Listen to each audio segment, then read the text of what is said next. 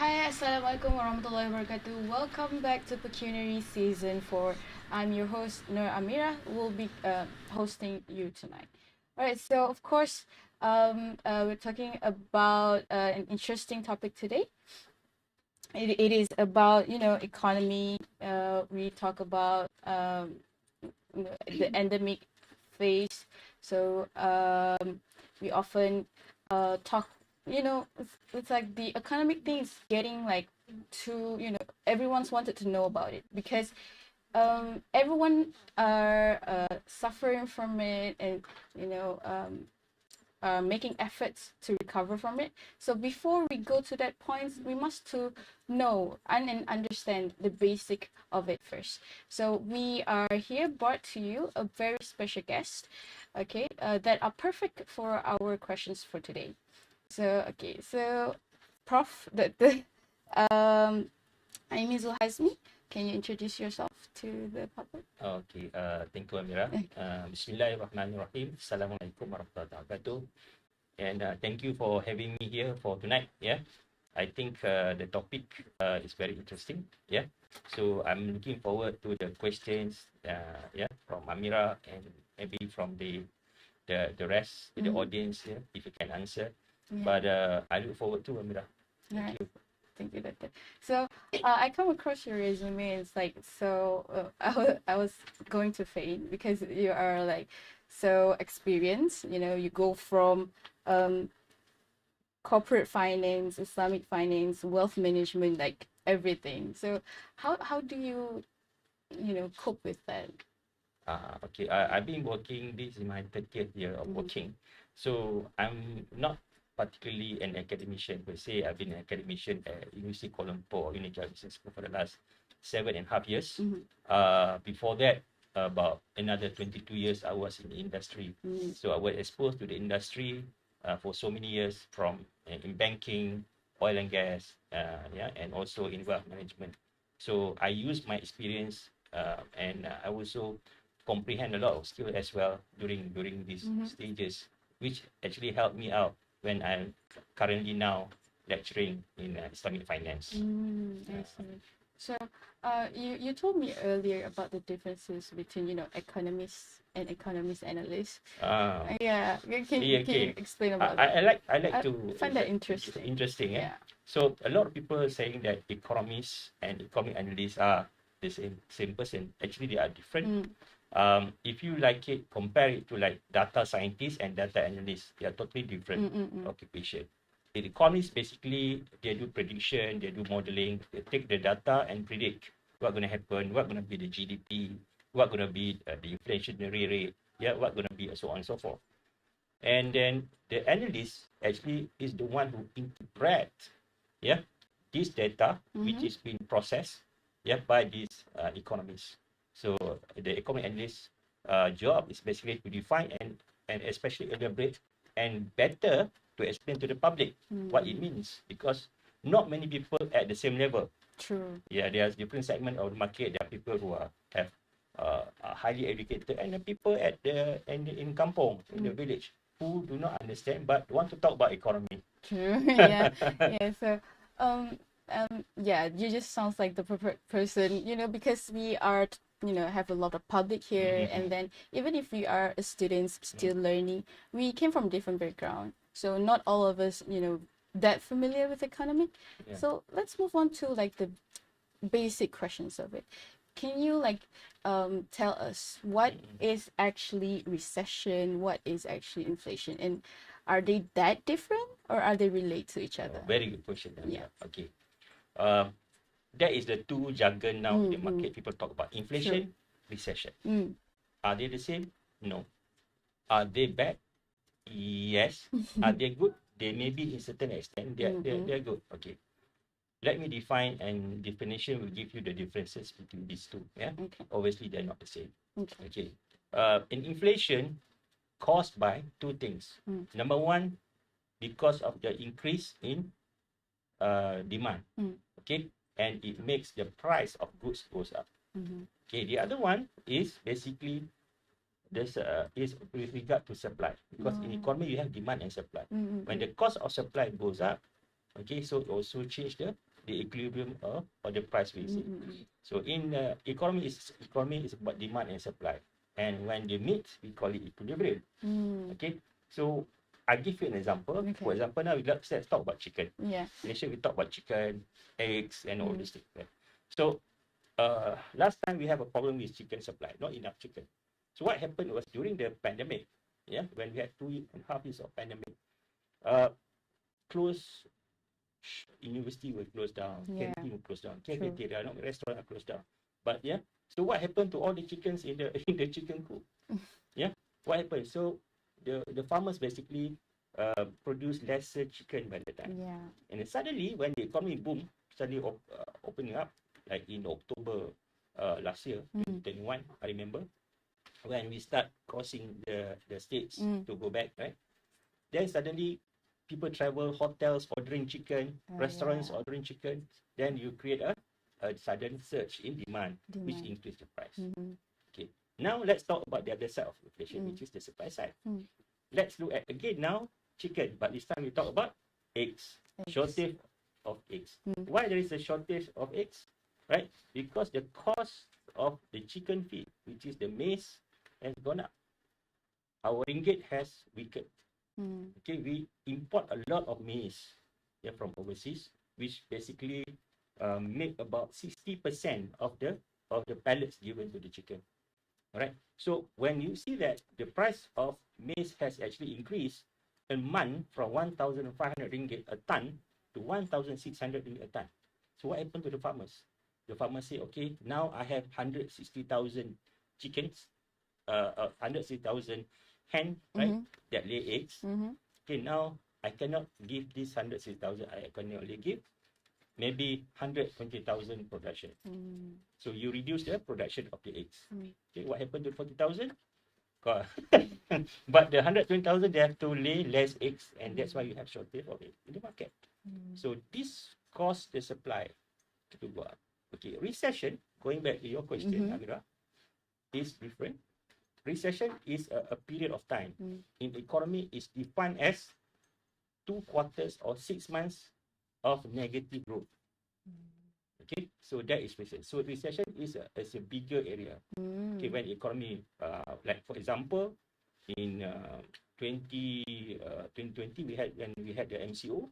Okay, the second quarter, remember, we have negative 17%.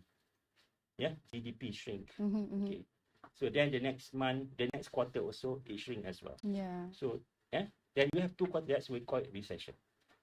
Okay, so recession is more macro level, but the inflation, you can also say that this is more a micro level.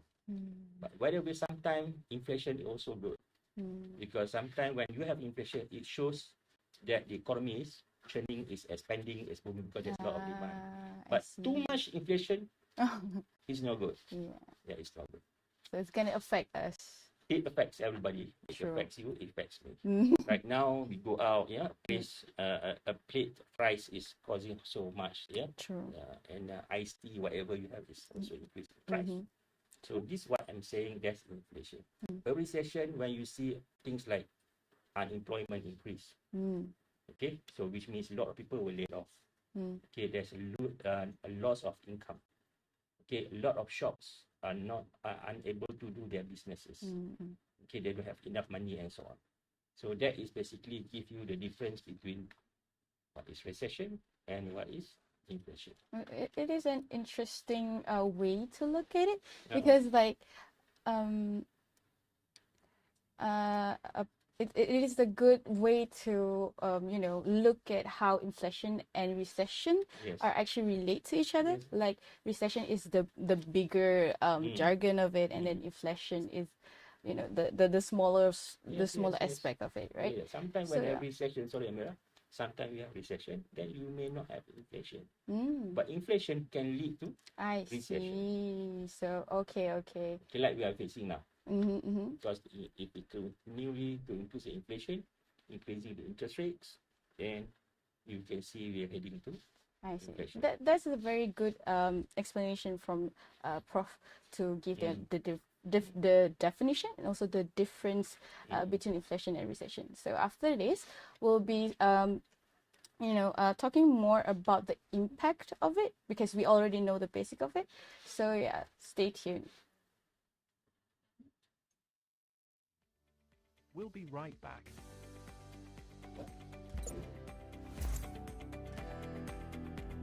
Are you having difficulties in managing your money?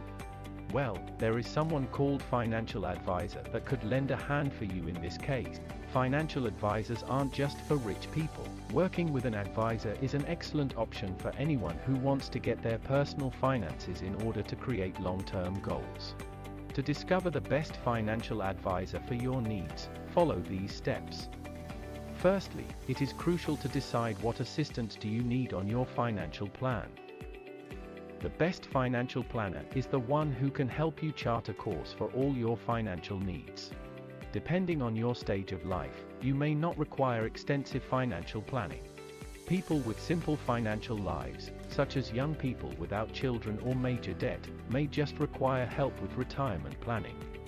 People with complex financial needs, on the other hand, may demand further assistance. They may also want to establish college accounts or trusts for their children, manage difficult debt payment scenarios, or solve challenging tax problems. Next, choose financial advisor services you want. Typically, different advisors provide different services which depends on your financial needs. For example, estate planning. For those who wish to leave a legacy, financial advisors can assist you transfer your wealth to the next generation, whether that's family, friends, or charitable causes. Another example is debt management.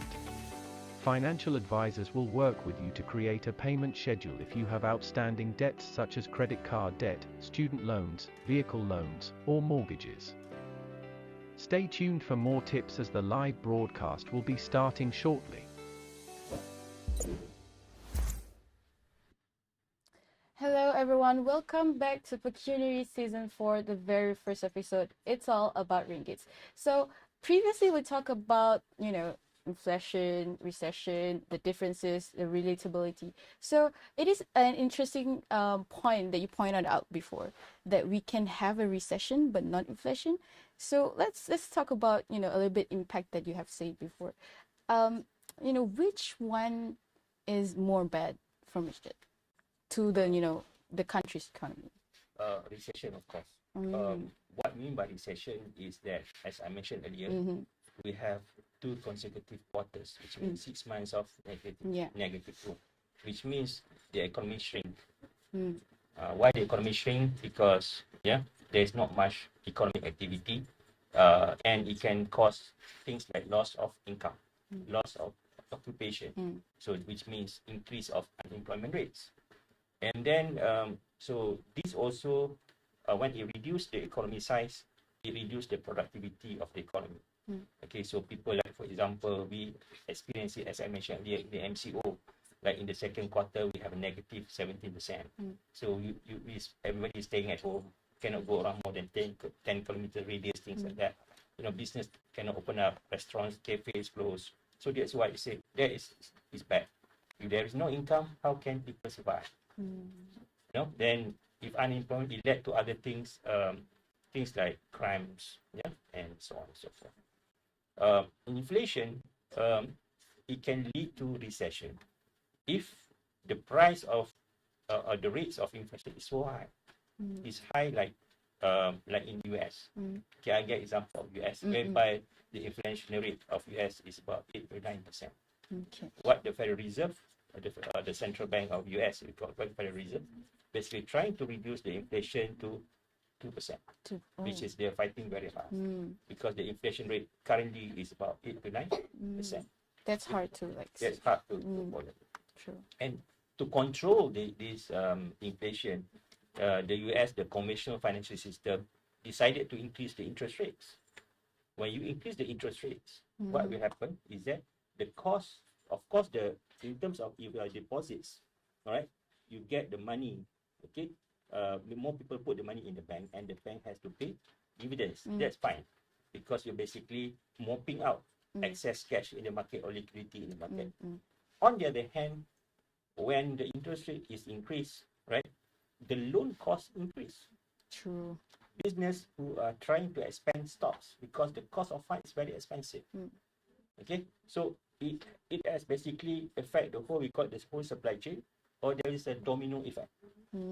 Okay, so when the cost of fund is very expensive, companies maybe have like 2 or 3 branches, may not want to expand beyond that, or even if they have so much debt, they may want to reduce from 3 to 1. So that's what happened to the economy. So too much record interest, higher interest attributed to the inflation, it can cause the economy to go into recession. Nobody want to expand, nobody want to do economic activity, then the business shrink. I see. Sorry, the economy shrink. Okay. So like it basically affect all the businesses. How about the consumers? Of course, you talk about the losing jobs and stuff, right? How like is it exactly, maybe to your personal experience or something that you can relate to? Okay, when people, for example, they used to get say 5,000 ringgit a month, now the income has been reduced. Okay, so actually they're still earning 5,000, but the cost of living has gone up because the inflationary rate has gone up. As I mentioned to you, how much iced tea now compared to last year. It's gone up surely, right? They tarik how much it costs and how much it has increased surely it costs. So when your income is 5,000, but the cost of your living cost is moved beyond 5,000, you become impoverished at that point. Okay, so this is what happening in the market currently. The cost of living has gone up so much because and then it makes people the pocket also less. Money in pocket also. And then normally for people who earn money, and then the increase in interest rate also means what? It means also payment to the bank for the loan also increase, especially those loan on floating rates, like housing loan. Normally it's a floating rates. Normally you pay maybe 1,200 ringgit a month. Now the interest rate has increased, so the payment became 1,500 ringgit a month. So that 300 ringgit extra was taken out from your pocket, which you normally use it for your own expenses, but you have to pay to the bank. So this, as I said, this is the personal impact on the people, on the consumers. So and the same thing also happened to the housing. People say, why should I buy a house now? Because if I buy a house now, and the repayment, the monthly payment will be very high. So I don't want to take any loan for the house. So what happened to the housing industry?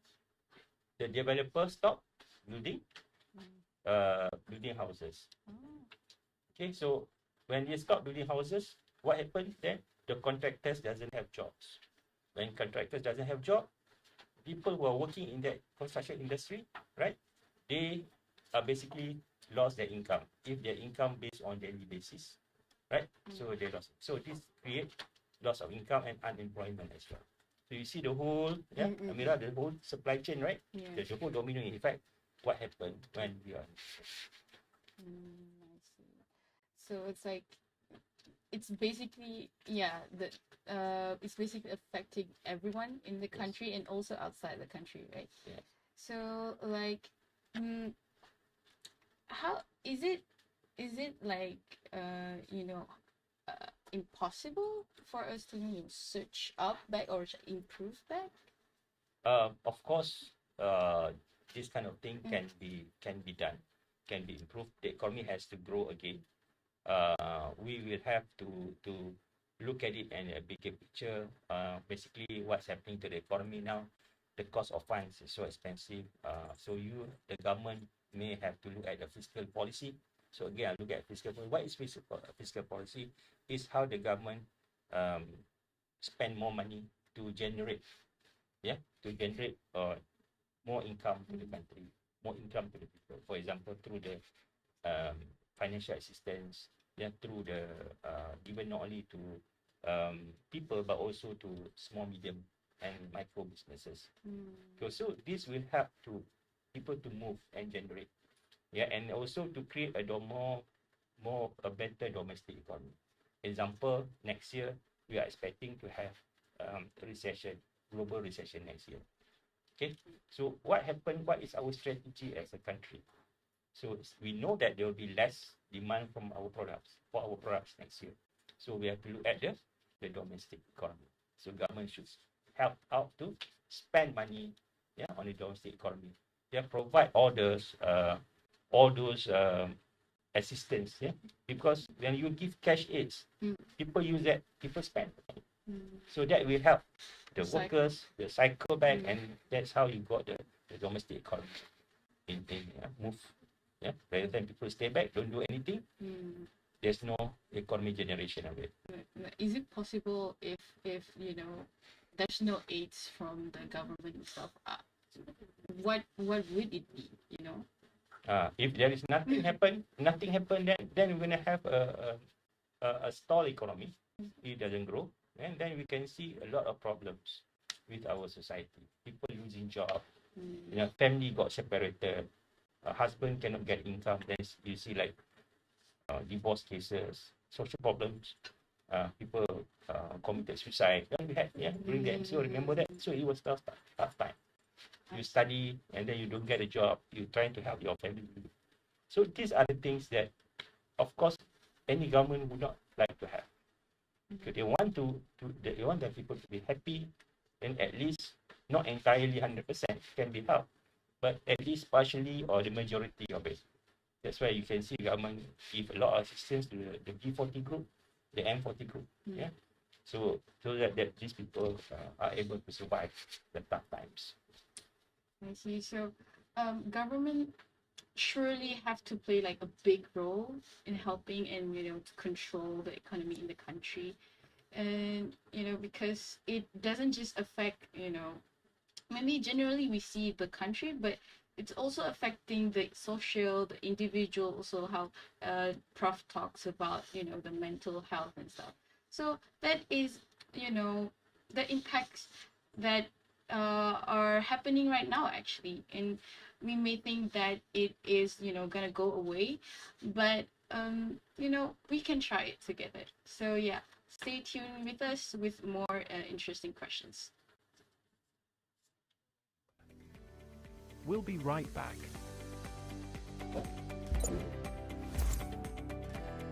Then, you need to acknowledge how financial advisors are compensated.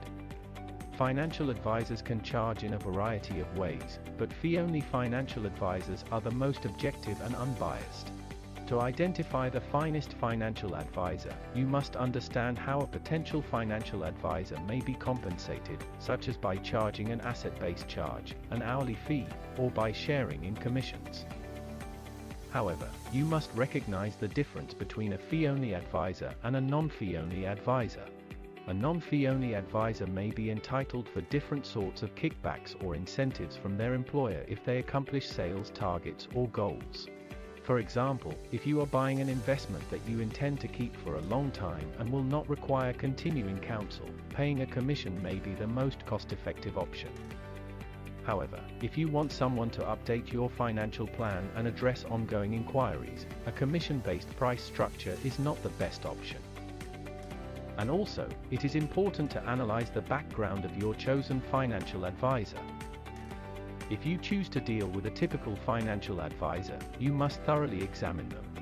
Verify any credentials they claim to have and check into any disciplinary issues, such as fraud.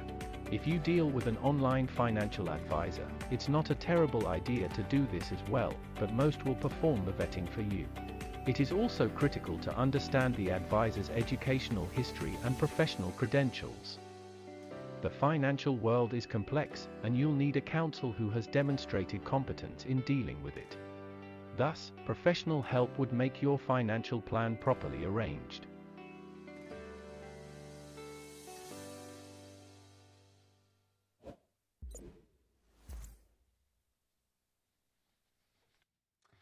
everyone, welcome back to Pecuniary Season 4. We talk about recession and also inflation and how it affects our markets. So we have talked about the definition, the impacts, and a little bit on how to cope, because we already talked about like the, how vital the governments, have to play the role to keep our economic growth back. So now, Doctor, after the government, who should be responsible, or like what aspect of the community are responsible, or can at least a little bit to help the economy after the government? Okay. A government basically assists in a terminology we call it the fiscal policy, whereby government borrow money, whatever money they have or their savings, to spend to stimulate the economy by giving aids to the people as well as to the businesses. Beside government, and they also the need of us bringing in investments from local as well as the foreign investment to come to the country to invest and stimulate the economy. Nice. I know it's a bit difficult because of the cost of funds. If they borrow money from the bank, it's going to be expensive because the rates has been increased. But they may have these other resources, for example, their own savings, which they can use to basically to invest back into the country, to stimulate the economy through a lot of economic activities. Example, maybe there are some Malaysian GLCs which have businesses overseas to bring back their money from overseas and create a good supply chain that which be able to develop the small, medium enterprises, small business.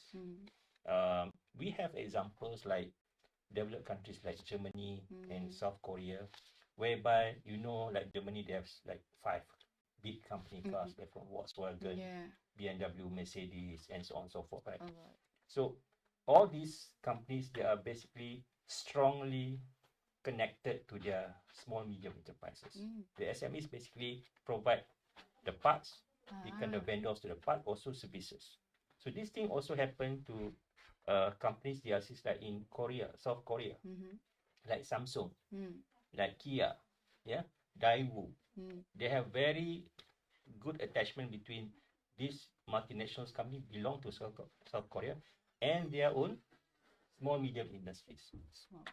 So this is what can be done also for Malaysia. So the JLCs which have money like Kazana, Sandabi, TNB, I name a few. There are many JLCs in Malaysia which have businesses out overseas to come back and also assist the government in investing and developing the SMEs to create good market activities. So in the long run, they can, if these SMEs basically provide them with good service, good parts, they can bring along these SMEs to supply them when they venture overseas. Okay, like we have a project in London recently called Battersea. It's a development real estate project in London, whereby a few GLC Malaysia are investing, and basically this is a platform to market Malaysian products, which basically can be supplied by the small medium enterprise in Malaysia. Okay, so that's how, for me, I think beside the fiscal policy, currently we only relying on this government, to stimulate the domestic economy. Why not the Malaysian GLCs and GLICs, government-linked investment companies? Okay, come back to Malaysia, bring back the money, and help to stimulate the economy, and as we are having a tough time. So like if the big company is attracting all the investors outside and then bringing like all the money, like you said, and then it helps the small economy. So inflation and recession is not that bad. Is it the right term? When you basically help to move the economy from recession to stimulate the economy, and by cutting down the cost of funds, by reducing the interest rates, and then make the cost of funds cheaper, unlike now, cost of fund is going up. So that will help businesses to borrow and expand the business. So this basically will help a lot, especially the SMEs. I tell you why the SMEs. I'm very passionate about SMEs. SMEs basically they basically contributed between 30 to 40% of the Malaysia GDP. 30 to 40% Malaysia GDP. 90% of the businesses registered in Malaysia, 90% are SMEs. That's a And lot. that's a lot. And then the other thing about SMEs is that they are basically the employer. They employ 60% of the 15 million Malaysia labor force. So you see that how important, especially on the employment, if these people, if these SMEs cannot expand, they have to close down their business, just like what happened during the MCO. A lot of people will be deprived of their income. People are going to lose job. That's why we have about 5% unemployment rate. If not mistaken, we have 5.2% during MCO. Now it has been reduced. No, I know it's not yet. We reached like 3% that we used to have. But I think the unemployment rate has been coming down. Decreasing. I see. So I think why I said that it's not that bad because if the big companies are attracting people and stuff, it actually encourages maybe the relationship between the big companies and the small enterprise, and then and it may work more in the future. That's right. That's right. Because what we have now, the GLCs or GLSICs, they have their own, the bosses, the CEO, the chairman or the board. They have their own sets of KPI set up by the government, and these KPIs may not, the key performance indicators, I call it KPIs, may not include the development of the SMEs. So they should be looking at this for a longer term, because 5 years is not enough. It may take 15 years, it may take 20 years or more. So that's what happened to the countries like advanced economy like South Korea, Taiwan, Germany. Wherever their GLC goes, they follow. So that should be with us as well. Not only like we are just being what they call that jago kampung, but we also expand overseas. I would like, for example, we have TNB venture overseas, build power plants and so on in other countries, bringing the Malaysian vendors along with it, example. And there are many other things that we can do actually. So like so you said that it's like the duration to recover is like took a long. So how many percent would you say our growth from the pandemic? What we have now, you can basically feel yourself. Some people say our economy has improved. Yes, no doubt. But for me personally, I don't think we were at 2019 yet. I just take one industry, that is tourism. Okay, we used to have like 20 million visitors every year. Do you see 20 million visitors now? Not yet. And out of these 20 million, 45% are foreigners. And the rest are locals. This year, I think we have about 2 to 3 million tourists already since April when we open up our international borders. So that is a good sign. Okay, so this tourism industry is very important to us. Not only it helps the small medium enterprises in the supply chain of the tourism industry, but also it brings us a lot of foreign exchange into the country. When the tourists spend their dollar, their whatever dollar that they're coming from, so it also improves our foreign reserve. So that's what we need. And because of the endemic that we are now, there's still a lot of restriction. Like people from China, they are still having a problem to travel overseas to go for it. Because last time we have a lot of tourists from China, example. So we are not there yet, but we are moving towards that. Unfortunately, this issue of inflation, yeah, which basically put the recovery rate at a halt. And because of the inflationary rate, also it caused the interest rate to go up. So it slowed down a bit of our economic recovery, not like we wanted to have it to reach the 2019. Of course, in terms of GDP, we may be better or higher than 2019, but in terms of real growth, yeah, the real GDP, we're not there yet.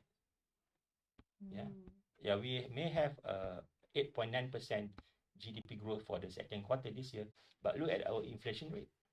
It's about 4.5. You take the real GDP, whereby you take the nominal GDP, which is 8.9, minus the inflation rate, you only have about 4%. So that's what I'm saying. You must look at the real GDP.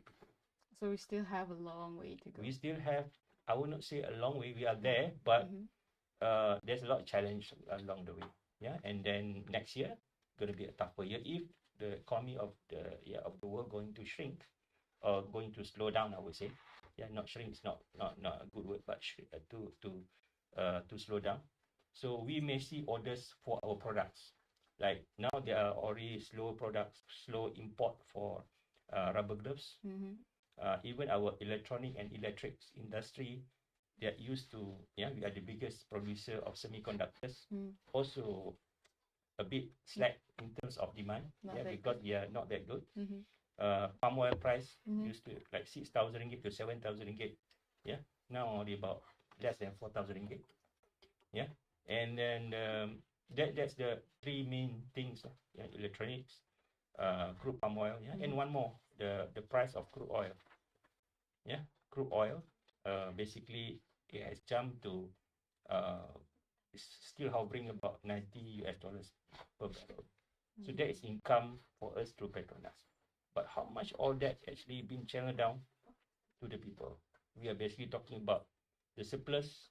The trade surplus has improved so much, but how does it trickle down to the people? So like the equilibrium is not matched yet. Yeah, it's not there yet. It's not there yet. So as we can conclude that Malaysia is recovering, but we're not quite there yet. Yes, there's a lot of challenges. Yeah, we still have to improve ourselves. All aspect of the society, the government, the company, the small businesses, and even for individual. Yeah. So thank you so much, Doctor, today. For my pleasure. Do you have any last words to say?